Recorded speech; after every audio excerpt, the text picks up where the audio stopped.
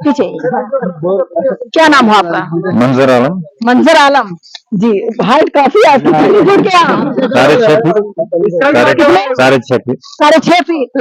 यहाँ सब आपसे कम लग रहा है। चलिए मंजर जी, आप ये बताएं कि आपके राज्य बिहार में क्या विकास हुआ है? विकास क्या हुआ है? कुछ भी नहीं हुआ है विकास। रोड वगैरह बनना है, रोड बनने से नेता को फायदा होता है, जो रोड बनवाता है उनको उनका फायदा होता है। रोड से विकास होता है आम जन का, लेकिन जो सुविधा मिलना चाहिए आम लोगों को, मजदूर किसान को, वो सुविधा से वंचित है। अभी मजदूरों के लिए सरकार फैक्ट्री क्यों बंद करी? जहाँ खोलना चाहिए वह बंद हो रही है, क्यों? फैक्ट्री तो लगा ही नहीं बिहार में। कहाँ ऐसा? पुरानी फैक्ट्रियां जितनी भी जूट मिल हो, चीनी मिल हो, बिहार में जा रही है। वो फैक्ट्री अगर बंद हो रहा है तो सरकार को जवाब देना चाहिए कि आखिर फैक्ट्री अगर बंद हो जाएगा तो यहाँ बिहार का मजदूर जो है, खास करके ये बिहार जो है गरीब कहलाता है इलाका, और यहाँ शिक्षित लोग कम है।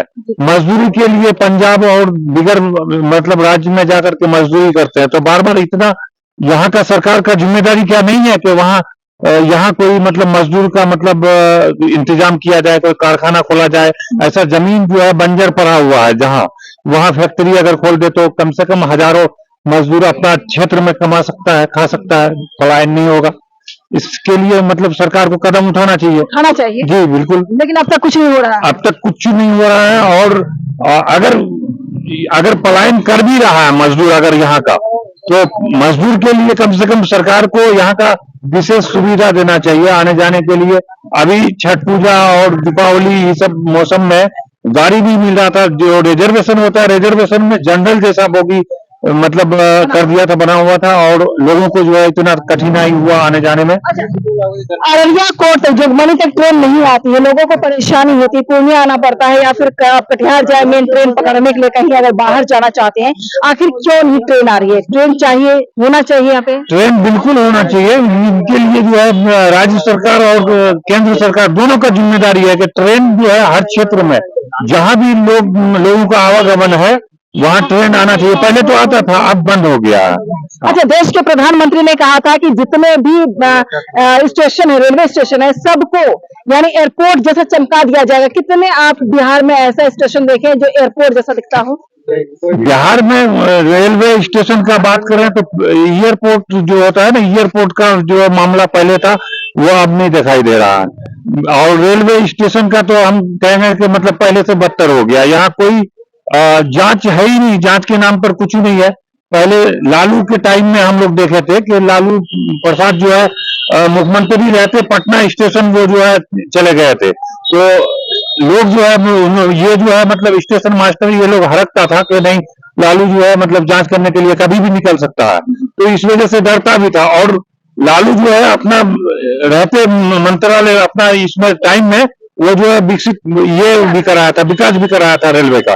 लेकिन अभी कोई भी मंत्री जाता है और वो कहता है मतलब हमको नुकसान हो जाता है, घाटा हो जाता है। इतना बताइए, एक ट्रेन में कैपेसिटी है बैठने का 70-75 आदमी, और वहाँ जो है 150-200 आदमी बैठाया जाता है, फिर भी इनको नुकसान होता है। कहीं ना कहीं घोटाला है, कहीं ना कहीं घोटाला है। घोटाले की भी बात आ गई। और कौन लोग हैं जो ट्रेन से जाते हैं परेशानी होती है? ट्रेन से तो यहाँ पे हजारों जो बिहार से जो जाने वाले हैं हजारों संख्या में जाते हैं, मगर सबको परेशानी का दिक्कत झेलना पड़ता है। और परेशानी क्या होता है कि जहाँ 72 सीट होता है तो उसमें 200-300 मतलब एक बोगी में घुसाया जा रहा है।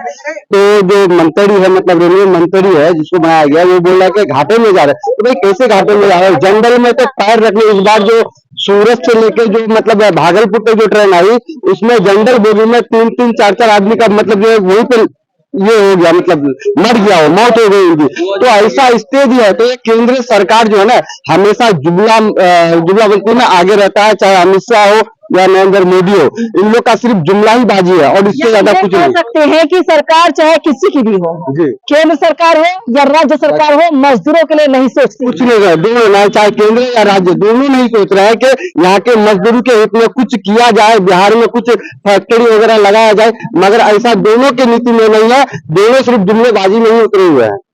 2024 में देश का प्रधानमंत्री किसे देखना चाहते हैं?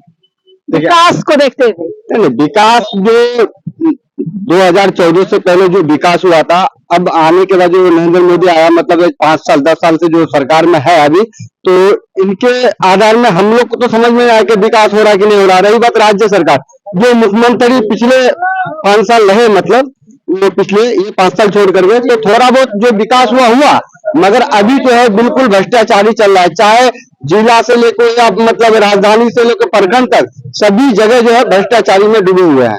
डूबे हुए हैं सभी, चाहे उनके पदाधिकारी से लेकर कोई भी हो, नेता हो, सब मतलब डूबे हुए हैं। सबको अपना अपना माल कमाना है, बाकी कोई गरीब के लिए नहीं सोच रहा है या कोई किसान के लिए नहीं सोचा जा रहा है। अच्छा, पीएम किसको देखना चाहते हैं? देखिए, पीएम तो आने वाली समय आएगा, तो जब तक 2024 नजदीक में आ रहा है, हम लोग उसमें विचार करेंगे कि हमारा पीएम कौन होना चाहिए, और हमारा पीएम ऐसा हो जो कि गरीब, मजदूर और रोजगार के विषय में, और मान के चले किसान के हित में जो उतरेगा, हम लोग उसे ही पीएम के रूप में देखेंगे। अभी हम लोग का कोई ये नहीं है, अभी तो प्रेजेंट पीएम तो बहुत सारे कैंडिडेट खड़े हुए हैं। हम वो इंडिया वर्सेज एनडीए। हाँ, इंडिया वर्सेस एनडीए, तो रही क्या, हम लोग तो एनडीए को तो हम लोग हमेशा इग्नोर करके चलते हैं, ठीक है ना। हम लोग को जो भी है इंडिया में जो भी बेहतर मिलेंगे, हम लोग उनको पीएम के रूप में देखेंगे। बिल्कुल, जो मजदूरों, गरीबों, शोषित लोगों को देख सके उसे देख सके। हाँ, जो गरीब शोषित लोगों को, जो मजदूर के हित में काम करे, और हर चीज को मतलब जो है, अभी देखिए कि चाहे दिल्ली में हो या अभी मतलब यूपी में, देखो क्या मर्डर नहीं हो रहा, हर जगह मर्डर हो रहा है, बेटी बहन का मतलब जो रेप हो रहा है।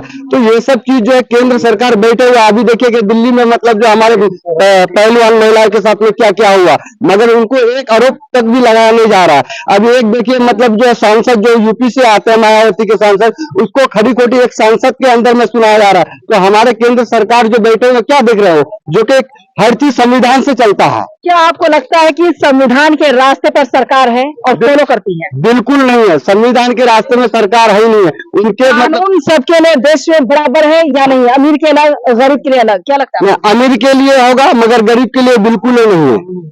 अगर अमित शाह का बेटा जैसा अगर कुछ कर दे तो उनको रोकने लगाएगा, कल छोड़ के अगर मतलब कोई विधायक अगर गलत कर ले तो उनके ऊपर सारा भ्रष्टाचारी और आरोप लग जाते हैं।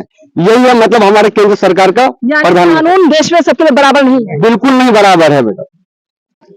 सीमांचल पूछेगा सवाल के जरिए मैं जिस तरह के सवाल पूछ रही थी लोकसभा क्षेत्र किशनगंज में आकर के, सबने जो सवाल और जवाब किया है वाकई लाजवाब है। लेकिन सवाल यह है कि बिहार सरकार कटघरे में है और राज्य सरकार के साथ साथ केंद्र सरकार भी कटघरे में है। जो वादे किए गए थे, वादों में क्या दम है, उसका ऑपरेशन लगातार करती हूँ। और जिस तरीके से हवाई जहाज पर चलने की बात हुई थी, उड़ने की बात हुई थी, यहाँ पे जितने भी किसान मजदूर वर्ग के लोग हैं, सबसे मैंने पूछा क्या आप हवाई जहाज में बैठे हैं? सबने कहा अब तक ट्रेन की टिकट ढंग से नहीं मिल पाती है, तो हवाई जहाज एक सपना ही रहेगा, वो सपना पूरा नहीं होने वाला है।